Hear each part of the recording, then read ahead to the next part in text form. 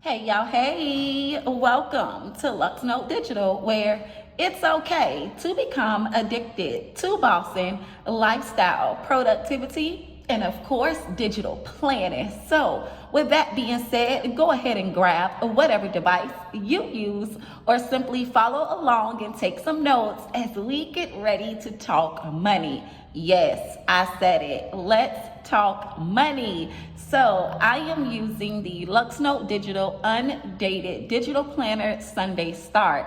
I am typically, or right now, y'all, I am in my finance section of my digital planner. Now, typically on Tuesdays, I like to prioritize my weekly budget, go over some income and expenses for the previous week.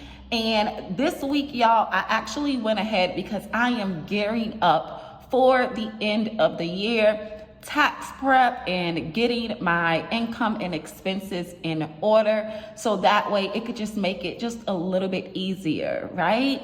So I went ahead and I grabbed a column note template that comes included in this digital planner to detail or write down some notes that I want to keep up with while I'm doing my weekly budget, okay? So we're going to dive into 5 tax write-offs that content creators can typically claim as ordinary and necessary business expenses.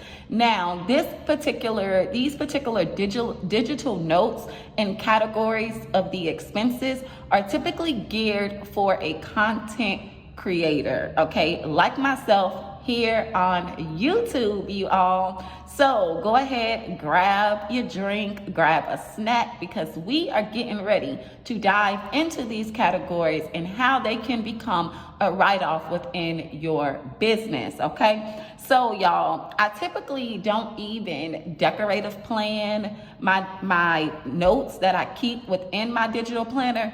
But I just wanted to do something just a tad bit different within my finance section to keep me coming back into this section so that it just won't look all boring and plain, right?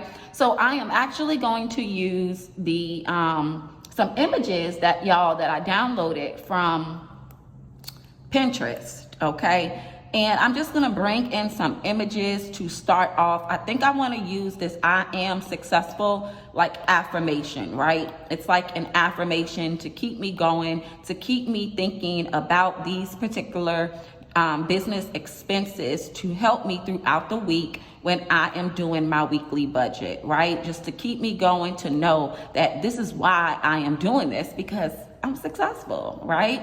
So I'm just gonna bring that image in, and let's go ahead and crop her a little bit just to give it just a little bit of extra, like, so it just won't be so big up there, right? So I'm gonna crop this image in just a little bit, and we're gonna get into these 5 categories that I typically like to focus on my budget, okay? But I'm just going to bring in another sticker, y'all. Let's bring in this hustle sticker. I think that'll actually detail these categories and why I am hustling, right? I think that'll just fit its space, fit the dynamics of this visual. And just to keep me going, right, on why I need to do a budget, because I need to organize my lifestyle, organize my hustle. Okay, yes, you all, I like that, right? So let's start off with some categories. So typically, y'all, I like to categorize my equipment and software, right? So that's any type of cameras, microphones, lighting, computers, iPads, editing software that I typically use, like Adobe Creative Suite, and then some Canva subscriptions, right? And any other tools that you might directly use for content creations can become tax deductible.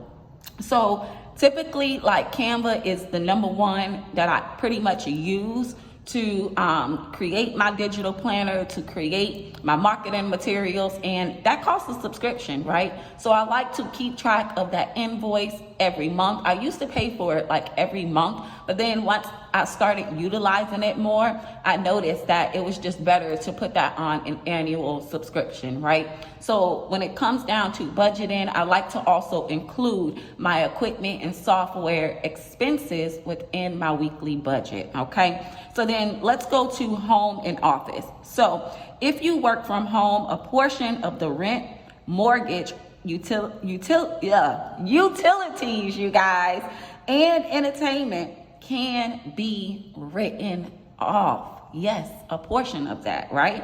As long as the space is used exclusively for business purposes. So what that means is, like, if you designate a room within your home that is specifically used for your business, a portion of those expenses can be written off for your home office, okay? And then any type of marketing and advertising, which means like any money that's spent on promoting your content, i.e. social media, okay, ads, website hosting, or just simply hiring a marketing team can be deducted, okay? So I like to keep up with these things because, you know, you just never know, right? You just never know exactly how much you're spending on these things if you do not keep track of it. So I like to keep track of it so I know exactly what's coming in and what's coming out in order to even determine if I'm operating a profitable business, right? So that's my idea. Two is to get to the bottom line and see if the services or product that you're offering is even worth getting into business with or staying in business, to see if it's actually profitable. So you won't really know your bottom line if you're not tracking these ordinary and necessary business expenses. So let's go over that, right? Ordinary and necessary means any expense that you pretty much is exclusively for your business. So let's just say, you know, you have a desk set up in your home, but it's in your bedroom. Then you really can't get away with a home office because technically you're also utilizing that space for personal use, okay? So you gotta be careful with these things. And let me just go ahead and state my disclaimer that I'm not a financial advisor. However, I am a licensed tax preparer that is really trying to retire one day, okay? So not only do I break down and see the expenses that my clients give me, I also like to focus on these things myself because you're your best example, right? You can't teach someone else something if you're also not utilizing your own tips. So I make sure that I like to stay on top of these things so that way I know that I can do a successful return for a business client, right? So let's get into some travel and meals. So these expenses related to travel for work, including things like flights, accommodations, and meals while on business trips, can be claimed. Meals with clients or collaborators can also be partially deductible, right? So that don't mean, you know, you gather all your friends and you go on a little date night. No, we're not talking about that type of travel and business meal expenses, right? But if you basically hold like a seminar and you living in one state and then you do a tour or travel to do a seminar in another state, that could be related as a travel or meal expense, okay? So when you're sitting down at dinner with your colleagues, okay, or your staff members or your influencers, and you're actually going over marketing strategies, sales strategies, those are the meals that can be, a portion of that can be deducted as a tax write-off, okay? So yes, y'all, I'm gonna bring in, y'all, just one more sticker, maybe two more stickers, I don't know. But I'm gonna bring in this X&O sticker, right? I think it'll be really, really cute to like put at the bottom of my notes, right? Like, you know, when you're writing a letter and you're signing off or whatever and you sign in your name. So I want to give off like that kind of effect with this X&O sticker. I think that'd be really, really cute. But we're going to crop her in a little bit. Yeah, let's crop her in a little bit. Yes. So I think that'd be really, really cute just to have something visualized in my planner to keep me coming back, checking for these notes and making sure that I am on top of my weekly business budget, okay? So I think that'd be really, really cute. Okay, and then the fifth tax write-off that content creators can typically claim as an ordinary and necessary business expense is your contractors and assistants, right? So like, let's just say you hire a freelance editor, a graphic designer, or a virtual assistant. Those payments to them can be tax deductible as a business expense. Now, there are several ways you can break that down when you're hiring staff. If you are, a large scale business and you're making a lot of income, it may be a little tax feasible for you to put those staff members or those workers on contractors and assistants on a W-2 basis. But typically, if you're just starting out and you're a small business, if you pay them over a certain amount of funds, you may want to look into issuing those types of contractors and assistants a 1099 to make them responsible for their own share of taxes, right? It's just the way it works. It's just so you kind of want to strategize and keep up with these things so you know how to move forward, right? So you want to have some type of financial strategy or financial plan in place for your business. And that typically starts by itemizing, okay, or actually knowing how much is going out every week. So you really can't formulate the perfect strategy for your business if you're not even tracking it to begin with, right? So I typically will tell all my clients that are in business is that you have to start with a financial plan first. If you don't know your bottom line, you really can't do anything else, right? So I am all about getting to the bottom line, seeing what's coming in, seeing what's going out, keeping up with it on a weekly or monthly basis. It just makes your financial planning so much easier. It will not be a headache. And most of the time I teach my clients how to do this on their own so that your girl can retire. Because I'm tired. I want to take on content creating full time. So, okay, y'all, I do want to put a note in here to myself though, right?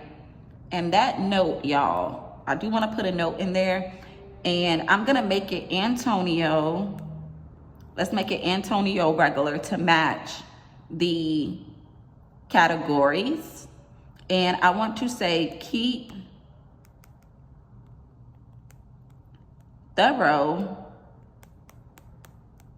records of these expenses, parentheses, example, receipts, right? Just to prevent from being audited, right? We don't want to audit. So I'm going to put that in there. And if I keep thorough records, i.e. example receipts, I don't have nothing to worry about, right? So y'all, I think I got my digital notes together. Like I said, I just wanted something fairly cute to start off in my finance section while I'm going into my monthly and weekly budget plan, right? And I really got to get it together because we are in fourth quarter. So I'm trying to boss up and elevate in my business goals to see what I need to do or what I need to adjust for 2025, right? So I think I just want to take my highlighter tool, y'all, and go ahead and highlight these categories. I think that'd be really cute. So while I am planning my weekly budget, I know that I need to focus on these 5 categories. Now, the categories, depending on what type of business you may operate, sometimes, you may need to add more categories, or these categories may not fit. So it also depends on what type of business that you have. But these are typically 5 tax write-offs that a content creator can typically claim as ordinary and necessary business expenses, okay? And I think that will wrap up our Tuesday Let's Talk Money session. So if you like what you see here, be sure to leave your girl some engagement, like, comment, and subscribe. Until next Tuesday's Let's Talk Money session, I will catch all my digital bays later. Toodles.